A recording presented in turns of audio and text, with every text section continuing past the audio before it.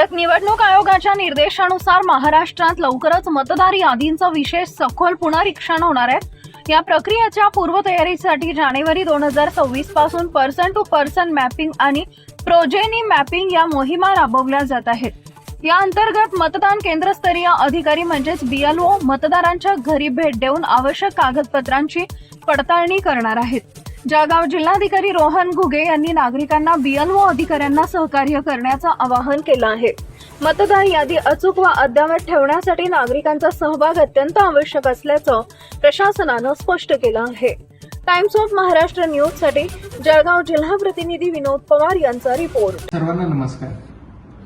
शीख धर्माचे नववे धर्मगुरू गुरु तेग बहादूर यांच्या 350व्या शहीदी दिवसानिमित्त नांदेड येथे हिंद की चादर हा एक कार्यक्रम राबवण्यात येत आहे आणि त्यामध्ये मोठ्या संख्येने 9 समाजातील आपले जे बांधव आहेत ते सहभागी होत आहेत आणि इतरही सर्व समाज देखील त्यामध्ये सहभागी होत आहेत। तर त्यासाठी आपण जिल्हास्तरीय समिती स्थापन केलेली आहे आणि प्रत्येक तालुक्यामध्ये तालुकास्तरीय समिती स्थापन केलेली आहे। यामध्ये आपल्या 9ही समाजांचे समाज बांधव हे मोठ्या संख्येने आपल्यासोबत जुडलेले आहेत आणि यांच्या ज्या काही सेवाभावी संस्था आहेत त्या देखील मोठ्या प्रमाणामध्ये या कार्यक्रमामध्ये जुडलेल्या आहेत। तर या कार्यक्रमाच्या अंतर्गत आपण मोठ्या प्रमाणावरती प्रचार प्रसिद्धी आपण केलेली आहे। त्याच्यामध्ये आपल्या शाळेमध्ये आणि महाविद्यालयांमध्ये देखील सरताजजी यांचं जे गाणं आहे ते चालवण्यात येत आहे।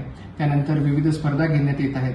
त्यामध्ये वक्तृत्व स्पर्धा असतील, त्याच्यानंतर निबंध लेखन स्पर्धा असतील, चित्रकला स्पर्धा असतील, अशा विविध स्पर्धा या राबवण्यात येत आहेत। या सगळ्या स्पर्धांमध्ये जे उत्कृष्ट काम करणाऱ्या संस्था आणि विद्यार्थी असतील यांना माननीय मुख्यमंत्री महोदय यांच्या हस्ते देखील पारितोषिक देण्यात येणार आहे। माननीय पालकमंत्री महोदय यांच्या हस्ते देखील पारितोषिक देण्यात येणार आहे।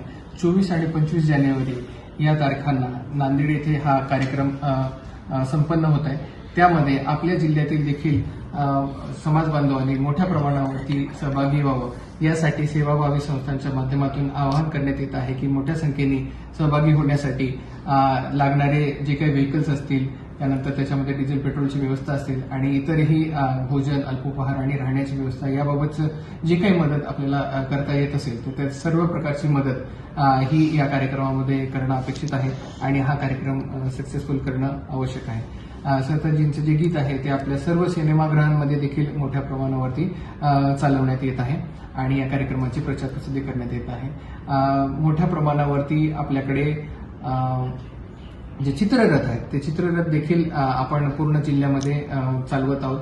प्रेस कॉन्फरन्स आणि प्रेस नोटच्या माध्यमातून देखील या कार्यक्रमाची प्रचार प्रसिद्धी करण्यात आलेली आहे। तर माझं आपल्या सर्वांना आवाहन असेल की ह्या पूर्ण देशाच्या कार्यक्रमामध्ये, आपल्या राज्याच्या कार्यक्रमामध्ये आपण मोठ्या संख्येने